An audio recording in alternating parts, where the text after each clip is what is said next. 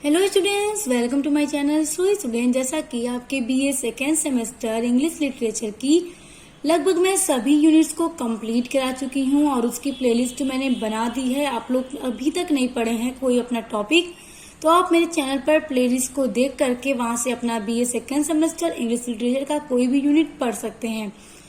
और देखिए स्टूडेंट्स, आज की वीडियो का हमारा टॉपिक है critically appreciate what's worth the world is too much with us. देखिए, आपके सिलेबस में एक पोएम है the world is too much with us और इसके राइटर हैं वर्ड्सवर्थ। तो देखिए स्टूडेंट्स, मैंने आपकी लगभग सभी पोएम्स को भी बहुत अच्छे से वर्ड बाय वर्ड मीनिंग बता कर सब पोएम कंप्लीट करा चुकी हूँ। और आज की वीडियो में मैं आपको बताने वाली हूँ वर्ड्सवर्थ की ये जो पोएम है the world is too much with us, इसका बताने वाली हूँ मैं क्रिटिकली अप्रिशिएट। देखिए, क्रिटिकली अप्रिशिएट मोस्ट इम्पॉर्टेंट है और एग्जाम में पूछा भी जाता है और आपके क्वेश्चन भी इसी तरह से पूछे जाएंगे इस एग्जाम में। देखिए, आपसे पूछा जा सकता है critically appreciate what's worth the world is too much with us, कि इस पोएम का क्रिटिकली अप्रिशिएट क्या है। और देखिए, एक तरीके से और आपका क्वेश्चन बन सकता है right the critical appreciation of the poem the world is too much with us. The world is too much with us poem का क्रिटिकल अप्रिसिएशन लिखिए। तो स्टूडेंट, मोस्ट इम्पॉर्टेंट है, आपके पेपर में इस पोएम का क्रिटिकली अप्रिसिएशन पूछ सकता है। तो आज की वीडियो में मैं आपको इस पोएम का क्रिटिकल अप्रिसिएशन बताने वाली हूँ। तो देखिए, बहुत ध्यान से इसको पढ़िए और समझिए। The poet is sad to note that his countrymen are too much obsessed with the idea of earning and spending money। देखिए स्टूडेंट्स, जब मैंने आपको ये पोएम पढ़ाई थी तो वर्ड बाय वर्ड एक एक वर्ड की मीनिंग बता कर समझाया था। तो देखिए, इस पोएम में जब आपने पढ़ा था तो मैं आपको क्या बताई थी कि इस पोएम में जो पोएट हैं वो इस बात से काफी ज्यादा उदास होते हैं कि उनके जो देशवासी हैं, उनके जो कंट्रीमैन हैं, वो नेचर से काफी दूर हो चुके हैं।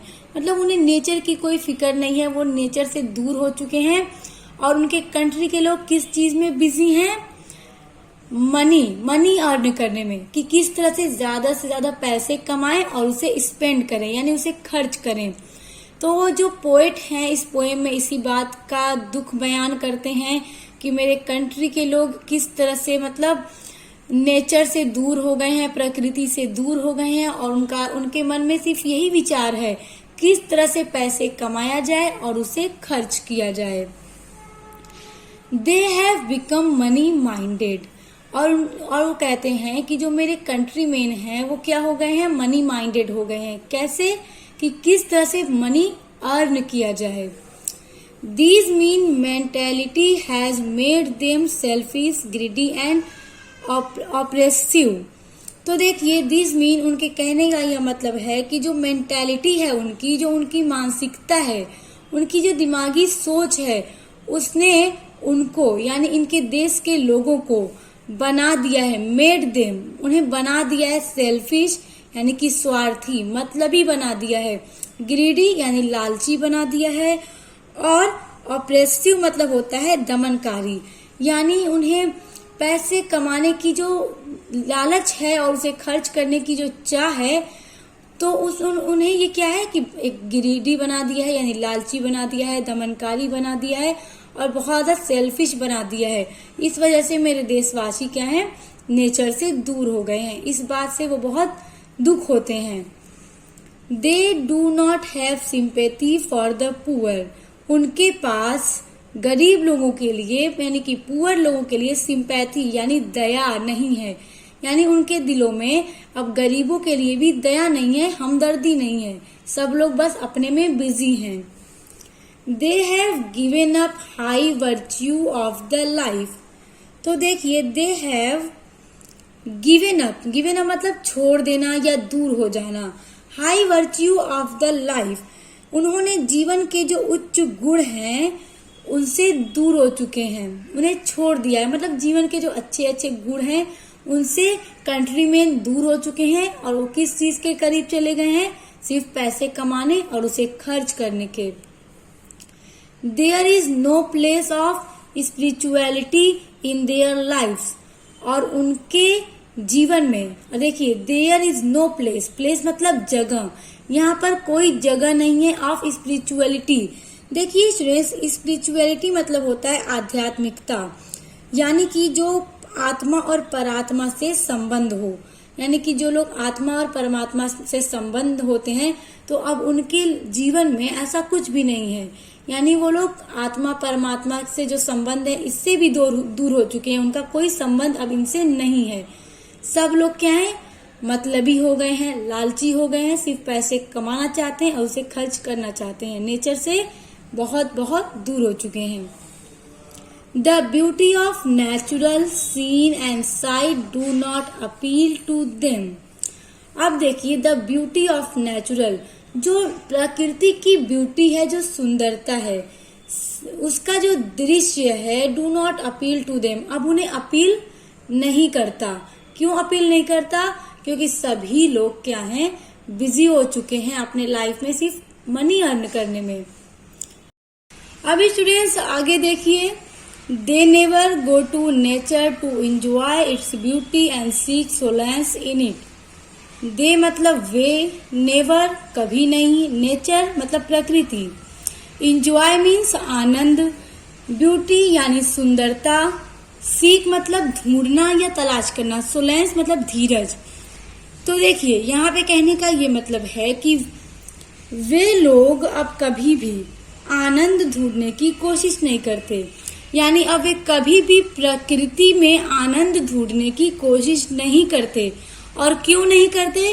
क्योंकि सभी लोग पैसे कमाने, उसे खर्च करने में, दुनिया की जो चीजें हैं उसमें बिजी हो चुके हैं, जो भौतिक दुनिया है उसमें इतना बिजी हो गए हैं कि उन्हें मतलब आत्मा से अब कोई संबंध नहीं रहा, प्रकृति से दूर हो गए, बस अपने आप में अपनी लाइफ को बनाने संवारने में बिजी हो गए हैं।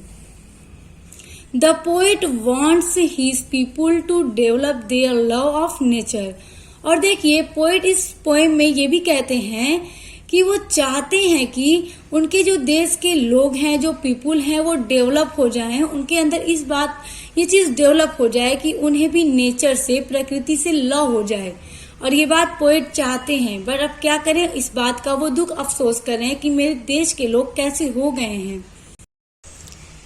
अब स्टूडेंट्स आगे देखिए, nature has no meaning and value for them. Nature यानी प्रकृति की कोई मीनिंग, यानी उनके जिंदगी में, उनकी लाइफ में प्रकृति की कोई मीनिंग नहीं है और न ही उसकी कोई वैल्यू है। स्टूडेंट्स अब आगे देखिए, they see no beauty in the calm sea in the moonlight night when she bears her boson to her lover।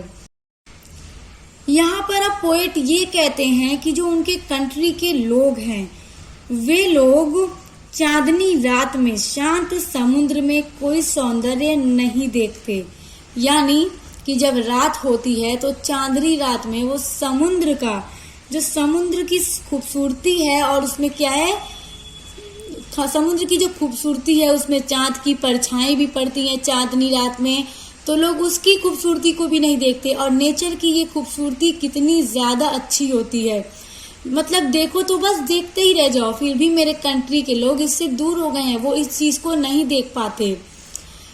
When she bears her boson to her, और देखिए मतलब bears मतलब स्टूडेंट्स होता है खोलना, बोसन मतलब छाती।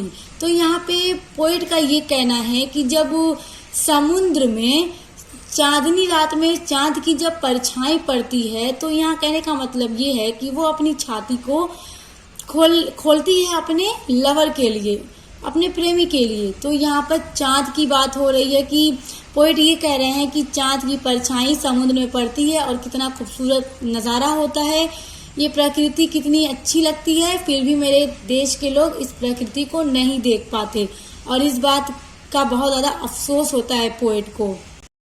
They are not touched by the stillness of the sea when the winds are sleeping like flowers. They are out of tune with this. देखिए यहाँ पर पोएट अब इस बात का दुख दिखा रहे हैं, अफसोस कर रहे हैं कि they are not touched by the stillness of the sea when the vines are sleeping like flower, कि वो लोग समुद्र की शांति है उससे टच नहीं है, यानी उससे बहुत ज्यादा अटैच नहीं है, टच नहीं है। और जब हवाएं, वाइन्स मतलब हवाएं, सोती हैं फ्लावर की तरह, स्लीपिंग लाइक फ्लावर्स, और जब ठंडी हवाएं सोती हैं फूल की तरह, they are out of tune with this, और जब हवाएं सोती हुई फूलों की तरह सोते हुई हवाएं चलती हैं, ठंडी ठंडी हवाएं, तो वो लोग उसकी ट्यून को, उसकी ध्वनि को, उसकी जो धुन है हवा की, मेरे कंट्री के लोग इसको सुन नहीं पाते हैं। और क्यों सुन नहीं पाते हैं? क्योंकि वो लोग भौतिक दुनिया में, दिखावे की दुनिया में, पैसे कमाने में, उसे खर्च करने में इतना बिजी हो गए हैं कि वो इन सब चीजों को देख नहीं पाते, सुन नहीं पाते, और इसी चीज का वो बहुत अफसोस करते हैं। और इस पोएम के थ्रू हमें ये बताने की कोशिश करते हैं कि किस तरह से मेरे कंट्रीमैन नेचर से इतना दूर हो गए और भौतिक दुनिया से जुड़ गए हैं, इस दुनिया को अपने में बसा लिया है। और स्टूडेंट्स, यही है क्रिटिकल एप्रिसिएशन इस पोएम का।